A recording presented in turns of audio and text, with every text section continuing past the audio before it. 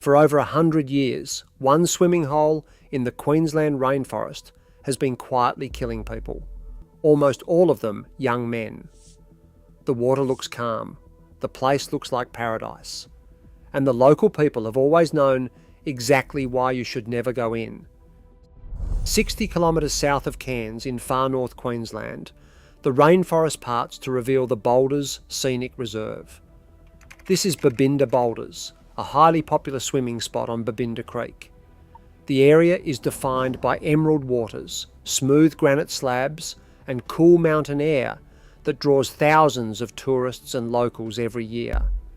But deeper within this reserve, past the safe family picnic areas, lies a specific, restricted stretch of water known as Devil's Pool.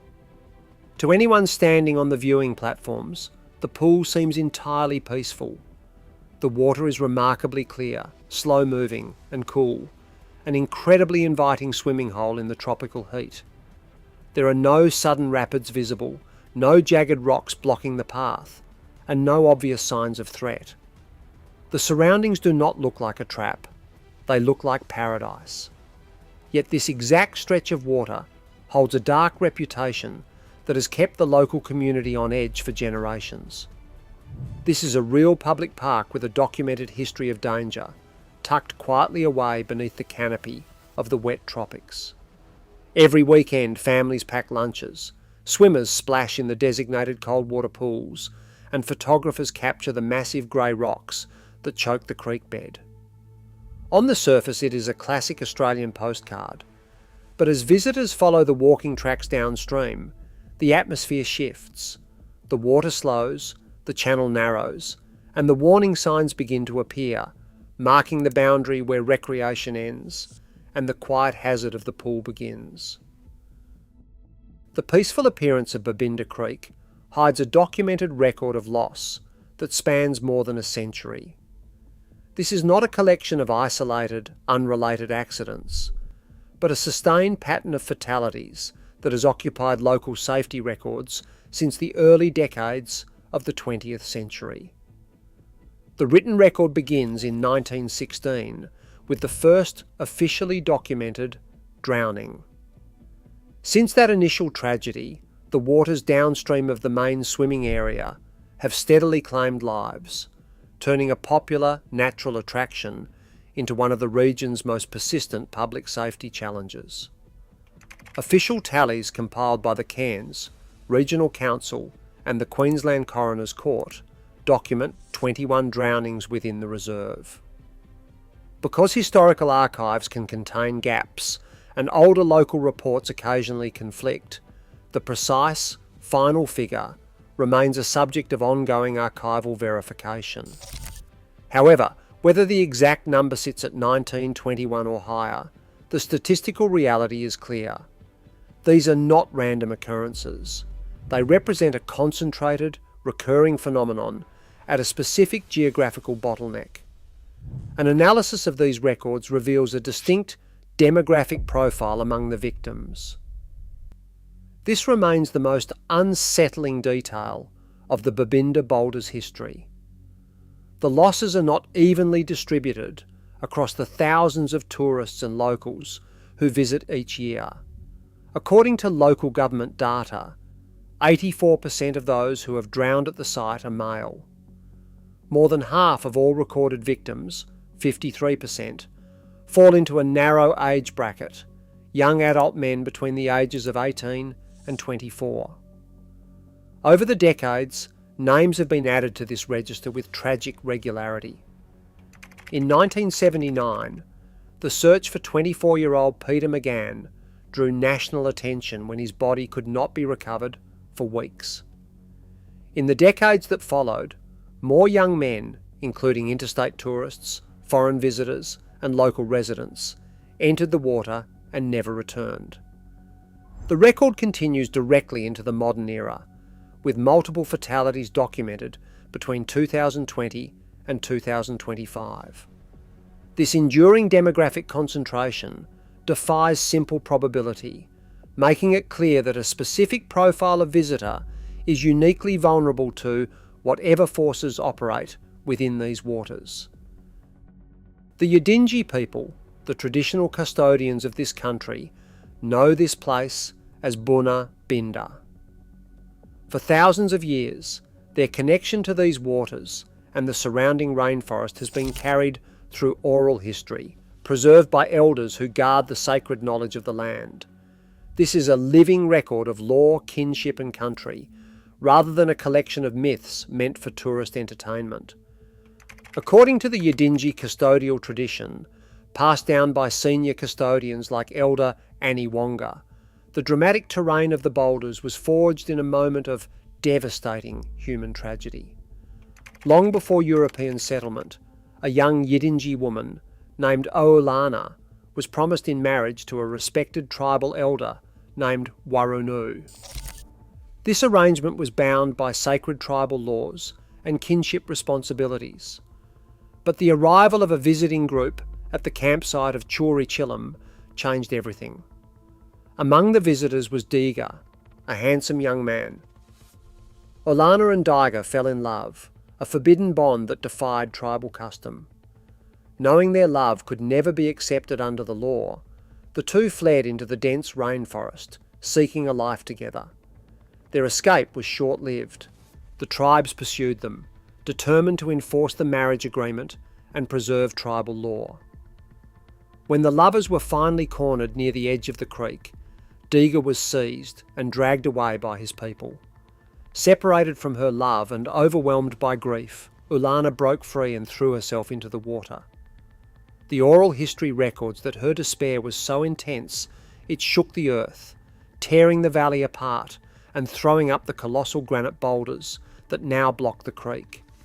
Her spirit remains trapped in the turbulent waters of Devil's Pool, crying out for her lost lover and pulling young men into the waters. For the Babinda clan, this history is a central part of their environmental stewardship and a serious warning to all who approach the water.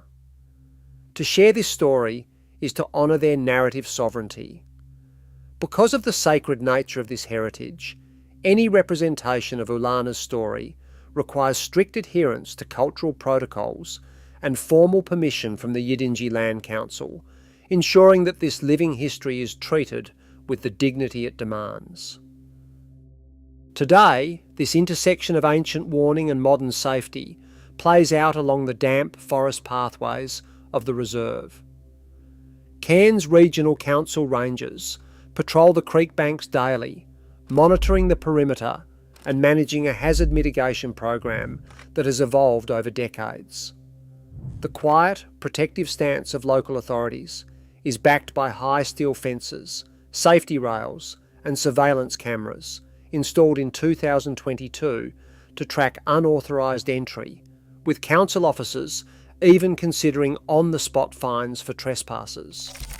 Bright red and white signs mark the boundary of the exclusion zone, explicitly displaying the death toll as a stark warning to all who approach. Near the entry to this restricted water, a cold stainless steel plaque commemorating 24-year-old Peter McGann reads, "He came for a visit and stayed forever." Despite these physical blockades, the pool's reputation as a forbidden challenge continues to pull people past the barriers. Rangers regularly report finding visitors, disproportionately young men, climbing over the security fences to reach the water's edge. In 2020, Brisbane father Shannon Hoffman crossed into the restricted zone at night, bypassing the prominent warnings before being swept into the fast-flowing current. To some, these choices represent the tragic, predictable outcome of youthful risk-taking. To others, they hint at something far more unsettling, as if the water itself exerts a force that overrides basic survival instincts. The local community remains divided on whether these losses are driven by a spiritual curse or simple human error. But the protective infrastructure itself treats the danger as an active living threat that refuses to be ignored. The physical reality of Devil's Pool begins with the Bartle Frere granite, a massive pluton of stone carved over millions of years by Babinda Creek. As the creek flows down from the mountains, the wide, gentle channel suddenly bottlenecks into a series of narrow, deep slots. This constriction forces an immense volume of water through a highly compressed space, completely transforming how the river behaves. During the region's frequent heavy rains, the velocity of the water accelerates to extreme speeds. Field measurements show the current rushing through these gaps at 5 to 7 metres per second. In the narrowest chutes, sudden surges can push that speed past 10 metres per second. Beneath the surface, the physical structure of the granite creates a highly complex, invisible network of hazards. The river has eroded the base of the boulders, carving out deep undercuts and hollow chambers. Many of these passages function as geological siphons and sieves. In plain terms, these are underwater drainage channels. When water rushes through these constricted gaps, it creates a powerful downward suction. This negative pressure zone acts like a vacuum, dragging objects under and holding them deep within the submerged crevices. Once trapped inside these chambers, a swimmer's physical ability to escape is severely compromised. The highly turbulent, aerated water is filled with air bubbles, which dramatically reduces buoyancy. A person cannot stay afloat because the highly aerated water lacks the density to support human weight. At the same time, the surrounding granite offers no way to climb out. Continuous chemical weathering and microscopic algae growth have polished the massive stone slabs until they are completely frictionless. There are no ledges, no handholds, and no rough edges to grip. A swimmer, swept into the current, has nothing to grab onto, removing any chance of recovery. The layout of the boulders forms a progressive physical trap.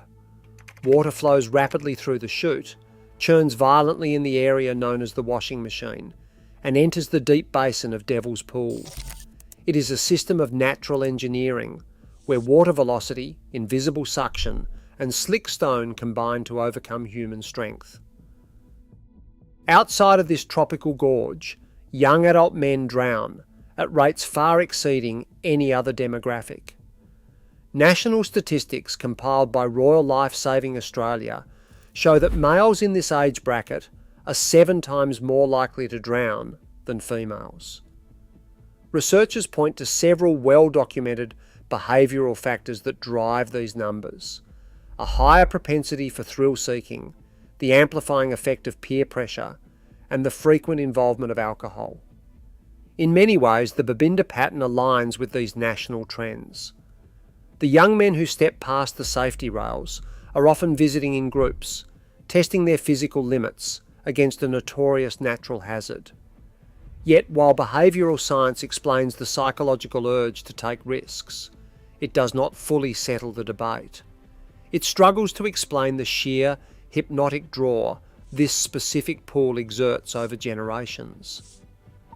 Despite the high steel fences, the surveillance cameras, and the prominent red and white warning signs, the water continues to pull this exact demographic past the barriers. To some, this is merely the predictable, tragic mathematics of youth and overconfidence meeting a highly lethal geological trap. To others, the extreme statistical skew, where 84% of the victims are male, only reinforces the ancient Yidinji warning of Oolana's spirit calling out for her lost lover. The mystery remains entirely unresolved, suspended between the cold mechanics of hydrology and the enduring weight of a living legend. Subscribe to explore the ancient Australian history that runs deeper than we were ever taught.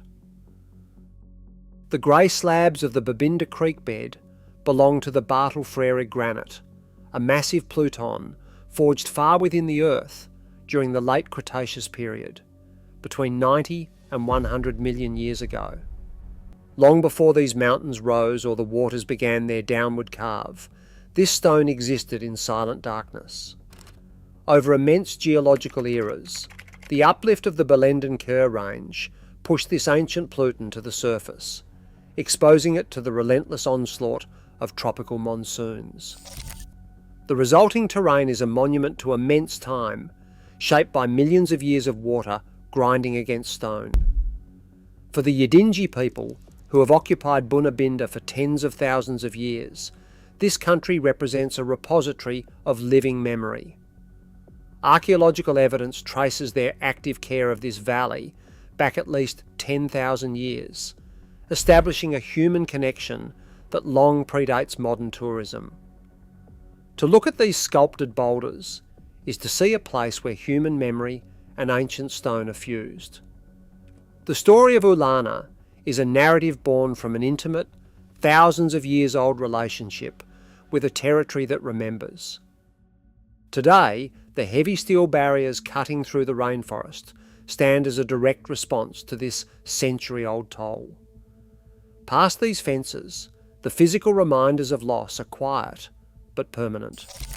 Small memorial plaques, weathered by tropical humidity, and informal shrines of faded flowers and candles mark the edges of the pool, left by families who regularly return to these granite banks to mourn.